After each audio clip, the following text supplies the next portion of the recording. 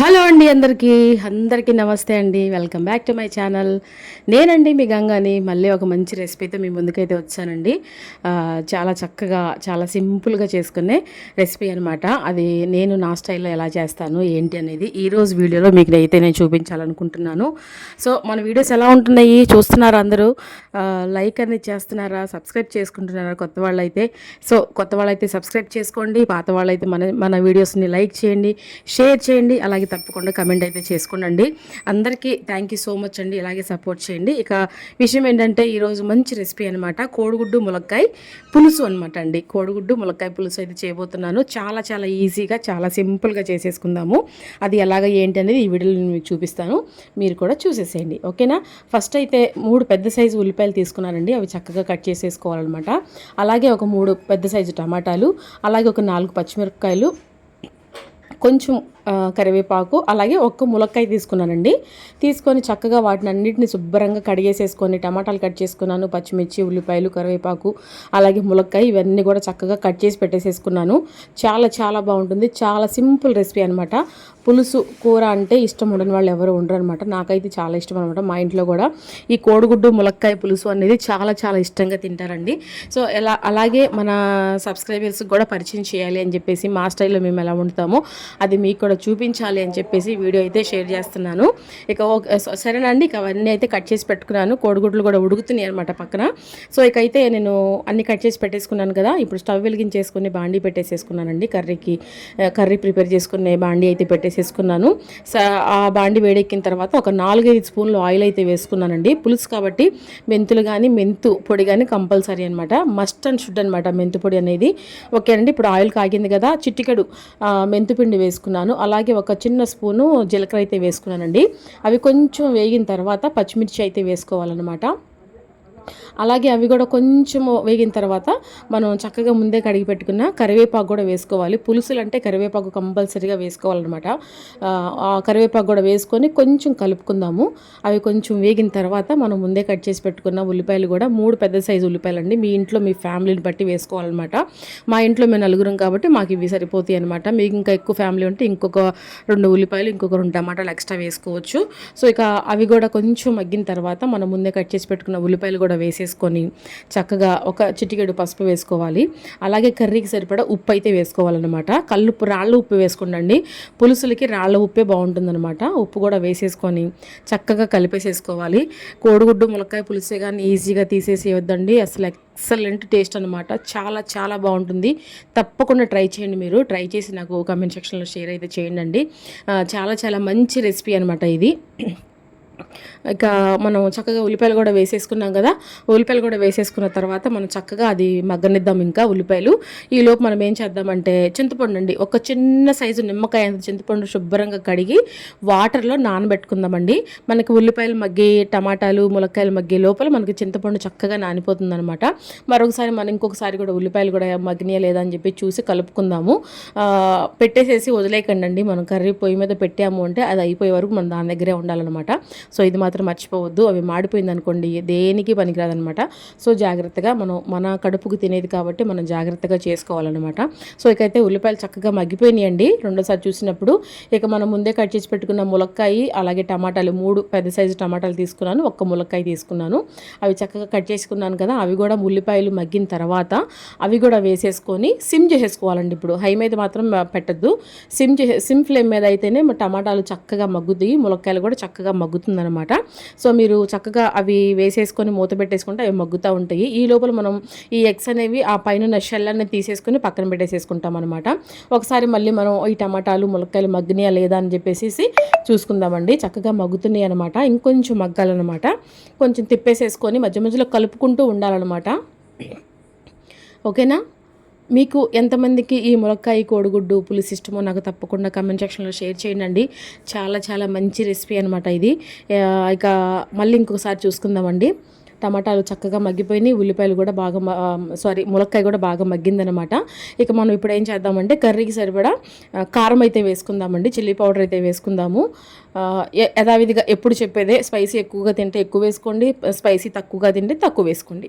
ఓకేనా. నేనైతే 3 స్పూన్లు అయితే వేస్తున్నాను చిల్లీ పౌడరు. మీకు ఇంకా ఎక్కువ స్పైసీ కావాలంటే మీరు వేసుకోవచ్చు, బ్రహ్మాండంగా వేసుకోవచ్చు, ఏమీ ఇబ్బంది ఏమి ఉండదు.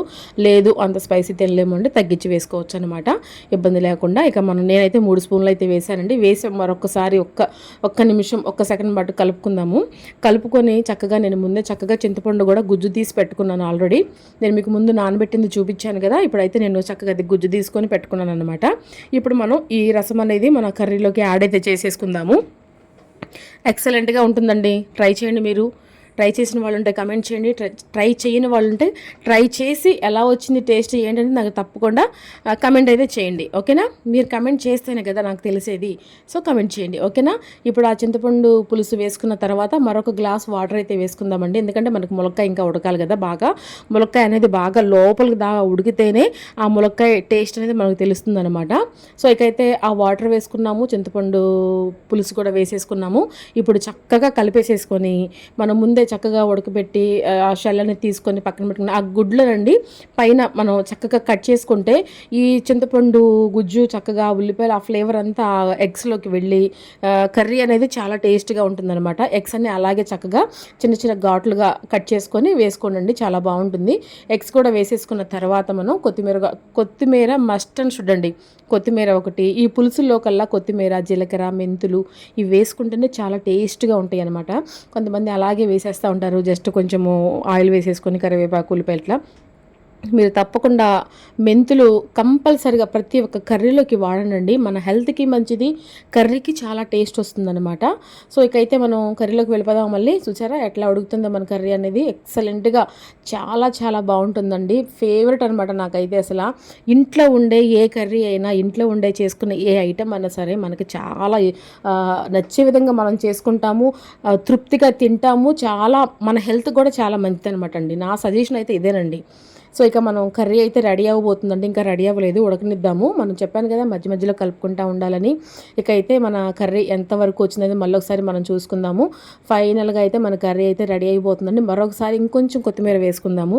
కొత్తిమీర అంటే నాకు ఇష్టమే, అది మీ అందరికీ తెలిసిన విషయమే. చూసారా ఇట్లా చక్కగా ఇంట్లో ప్రిపేర్ చేసుకొని వేడి వేడి అన్నంలో మనం వండుకున్న కర్రీ వేసుకొని తింటే అసలు తృప్తిగా తినాలండి భోజనం అనేది. దాన్ని ఆస్వాదిస్తూ దాన్ని టేస్ట్ని మనం చక్కగా ఆస్వాదిస్తూ తృప్తిగా తింటే భోజనం అనేది నిజంగా హెల్త్ పరంగా ఎటువంటి ఇష్యూస్ రావన్నమాట. సో ఇకైతే చక్కగా మన కర్రీ అయితే రెడీ అవ్వబోతుంది. ఇంకొంచెం కొత్తిమీర వేసుకుంటాను నేను, మీకు కావాలంటే వేసుకోవచ్చు, లేదు అంటే మీరు స్కిప్ చేసేయచ్చు. కానీ కొత్తిమీర అంటే ఇష్టపడిన వాళ్ళు ఎవరు ఉంటారు చెప్పండి. ఇక ఫైనల్గా అయితే మన కర్రీ అయితే రెడీ అవ్వబోతుందండి. చక్కగా వేడివేడి అన్నం కూడా వండేసేసుకొని ఇలా వేడివేడిగా తింటే ఇంకా ఇంకా మంచిదనమాట మన హెల్త్కి అనేది, పిల్లలకు కూడా చాలా మంచిదనమాట. మరొకసారి మూత పెట్టుకొని ఒక 2 నిమిషాలు మగ్గిన తర్వాత చూసుకుందాం మళ్ళీ. ఓకేనా. 2 నిమిషాలు అయిపోయిందండి. ఇక లాస్ట్గా ఫైనల్గా మన కర్రీ అయితే రెడీ అయిపోయిందనమాట.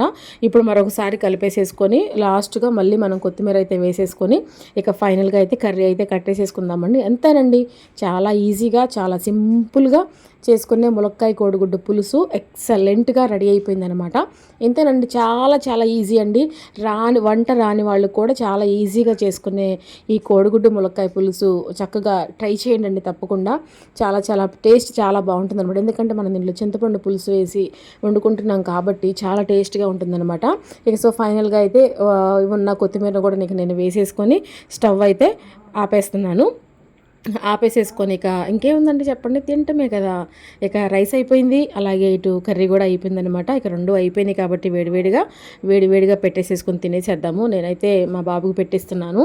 ఇక చక్కగా కలిపి వాడు ఒక ముద్ద పెడతాను, వాడు ఏమంటాడో చూస్తాను. అంటే వాడు మీకు తెలిసిందేగా, మా పెద్ద బాబు తొందరగా వీడియోలో కనిపిస్తే నాకు ఇష్టపడనమాట అండి. సో ఇకైతే రైస్ పెట్టేసేసాను, కర్రీ కూడా పెట్టేసేసుకొని వాడికైతే టేస్ట్ అయితే చూపిస్తాను. ఇక చూపించేసి ఎట్లా వచ్చిందనేది మీకు కూడా రివ్యూ ఇస్తాను ఇప్పుడు మీకు నేను.